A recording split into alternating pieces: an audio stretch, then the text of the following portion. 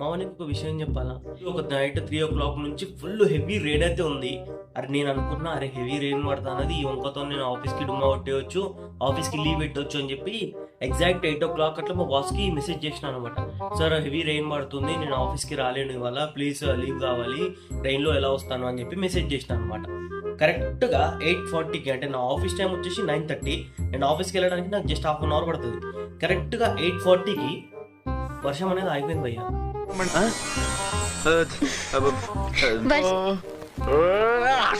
ఆ బాస్ నాకు 8:40కి కాల్ చేసి, ఇప్పుడే సందీప్కి కాల్ చేసిన, అక్కడ వర్షం లేదంటే ఆగిపోయిందంట కదా, ఇప్పుడే నువ్వు ఆన్ టైంలో డ్యూటీలో ఉండాలని చెప్తున్నాడు. అర్థం కాదు. అరే ఒక్కరోజు ప్రశాంతంగా రెస్ట్ తీసుకుందాం ఇంట్లో కూర్చొని అనుకుంటే ప్రకృతికి కూడా నా మీద పగబట్టింది భయ్య. రాసి పెట్టలేదేమో ఎంజాయ్ అనేది లైఫ్లో. ఇక చేస్తేనే పని, లేబర్ పని, జస్ట్ కీప్ వర్కింగ్.